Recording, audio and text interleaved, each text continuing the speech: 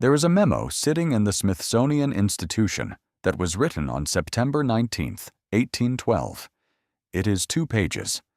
It contains a hand-drawn sketch and a careful description of a blue diamond that the author, a London jeweler named John Francillon, had been permitted to trace with a pencil. The memo describes the stone as a very curious, superfine deep blue diamond, brilliant cut, equal to a fine deep sapphire, without specks or flaws.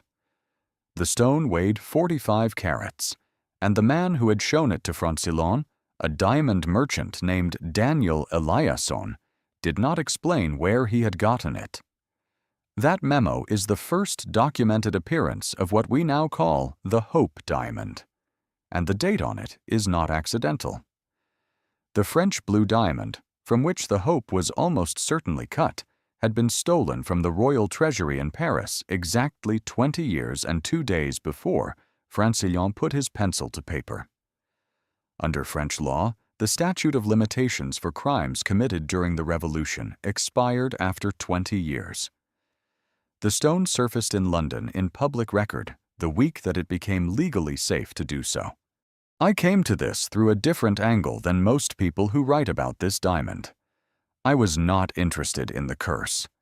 The curse is a sales tool, documented as such, invented and elaborated by Pierre Cartier in 1910 specifically to persuade a reluctant American socialite to pay an enormous sum for a stone she had already refused once. What I was interested in was something the Smithsonian itself acknowledges in its own official history and then moves past without slowing down. The 12 years between 1812 and 1824 in which the Hope diamond exists in no verified ownership record anywhere in the world. To understand why those 12 years matter, you have to understand what the stone was before it disappeared and what it was when it came back. The diamond's recorded European history begins in 1666, when French gem merchant Jean-Baptiste Tavernier purchased a raw blue stone of approximately 112 carats from the Kollur mine in Golconda, India. 2 years later, in 1668, he sold it to King Louis XIV, along with 14 other large diamonds. Louis had his court jeweler, Sieur Pitot, recut the stone in 1673, reducing it from 112 carats to approximately 67 carats, and reshaping it into what the royal inventories called the Great Violet Diamond of His Majesty, known more commonly as the French blue. It was set in gold and worn by the king on ceremonial occasions, suspended from a neck ribbon. Louis XV later had it reset as the centerpiece of a ceremonial badge for the Order of the Golden Fleece in 1749. It became one of the most recognizable objects in the French crown jewel collection. Then came September 1792. During a week of looting that accompanied the collapse of the French monarchy, a group of thieves broke into the royal treasury.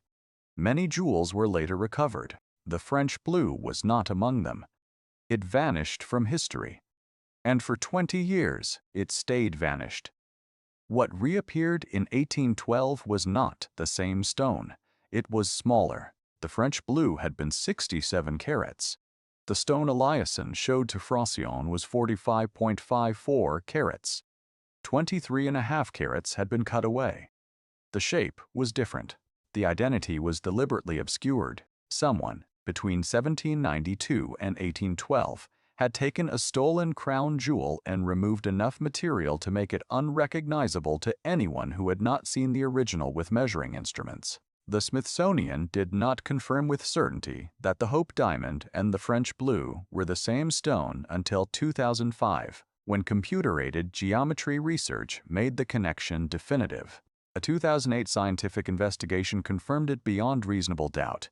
It had taken 213 years for science to catch up to what the timing of Francillon's memo had suggested all along. But here is the part that the official history moves through quickly. Eliason had the stone in September 1812. The next verified record of the diamond is its appearance in the Gem Collection Catalog of Henry Philip Hope, published in 1839. Between those two dates, there are 27 years, and within those 27 years, there is a gap of 12 in which the diamond's location and ownership cannot be confirmed by any surviving document. The name most commonly attached to those missing years is King George IV of England. Multiple sources suggest he acquired the diamond from Eliason, possibly around 1820. One account says Eliason sold it to him directly. Another suggests it passed through intermediaries. A third proposes that George IV used it as a kind of trophy, wearing it as a new version of the golden fleece decoration that Napoleon had famously possessed, a symbolic appropriation of a stone with revolutionary associations. George IV was known for extravagant acquisition. He was also known for catastrophic debt. When he died in 1830, the Duke of Wellington, managing his estate, had to liquidate assets through private channels to cover obligations the king had accumulated across decades of spending. Here is what the Royal Archives at Windsor Castle contain on this subject. Nothing. There is no record in the official Royal Archive of George IV ever acquiring, possessing, or disposing of a 45-carat blue diamond. The Smithsonian's own official history uses the phrase several references suggest when discussing his ownership, not confirms, not documents, suggests. Academic sources note specifically that there is no record of the ownership in the Royal Archives at Windsor for a stone that would today be valued at somewhere between $200 and $350 million. The absence of any paper trail through a royal estate is not a minor administrative oversight. Daniel Eliason, the man who introduced the stone to the documented record in 1812, never explained where it had come from. He did not explain it in 1812, and he did not explain it later. Rock and Gem magazine, in a detailed account of the diamond's history, notes that Eliason died by suicide, without having given any account of the stone's origins or of how it had come to be in his possession. That detail does not appear in most mainstream accounts of the diamond's history. It appears in the research but not in the summary. Henry Phillip published his gem catalog in 1839. The catalog lists the diamond. It does not list when Hope acquired it, where he acquired it, from whom he acquired it, or what he paid for it. The Smithsonian states this plainly in its own history of the stone. The catalog does not reveal where or from whom Hope acquired the diamond or how much he paid for it. For a collector of Hope's stature, cataloging a stone of this value without any provenance notation was not standard practice. It was the opposite of standard practice. Collectors documented provenance precisely because it established legitimacy and value. The absence of that documentation in 1839 is the same kind of strategic silence that had surrounded the stone since Eliason declined to explain himself in 1812. There is a detail in the research that I have not seen prominently featured in any of the popular accounts of this diamond. A museum cataloging label associated with a lead cast of the French blue, discovered in a French museum in 2007, identified the stone's owner at the time of casting as a Mr. Hop of London. The casting dates to around 1812.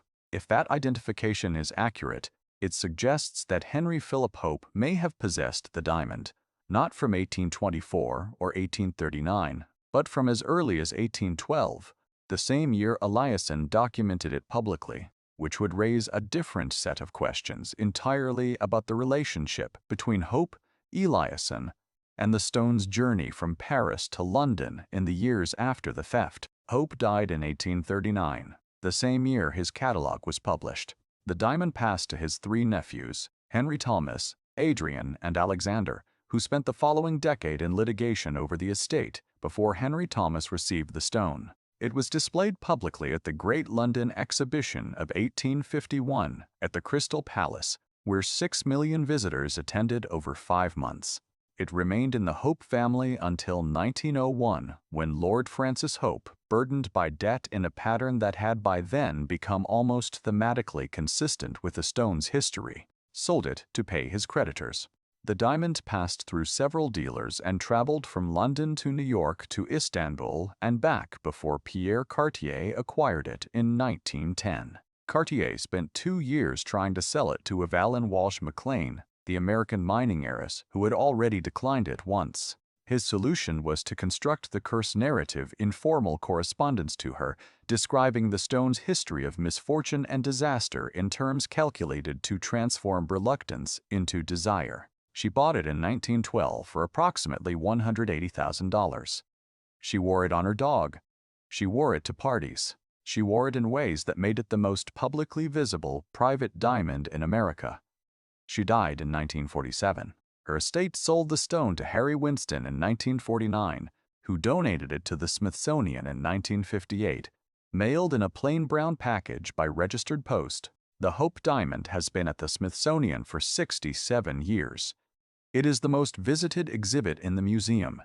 Millions of people walk past it every year. The Francione memo is archived and readable.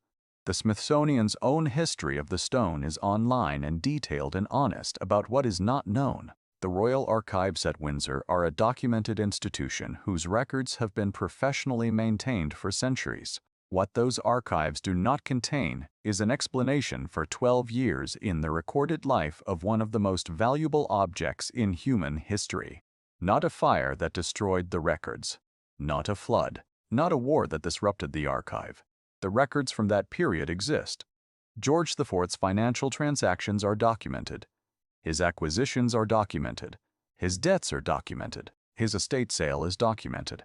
The blue diamond is not in any of those documents.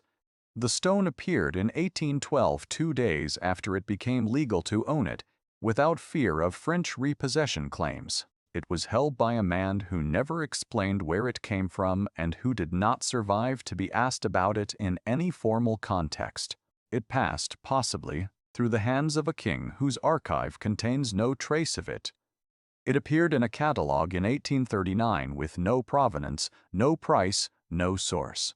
It was confirmed by science to be what everyone suspected it was only in 2005. The curse is fiction. The Smithsonian says so. Historians say so. The evidence says so. The gap in the record is not fiction. The Smithsonian's own history says so. The Royal Archives at Windsor say so in the most direct way possible, by containing nothing at all.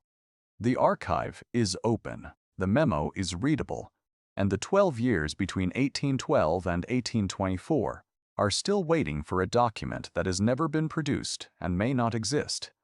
What diminished was not the record. What diminished was the habit of reading it carefully enough to notice what was missing.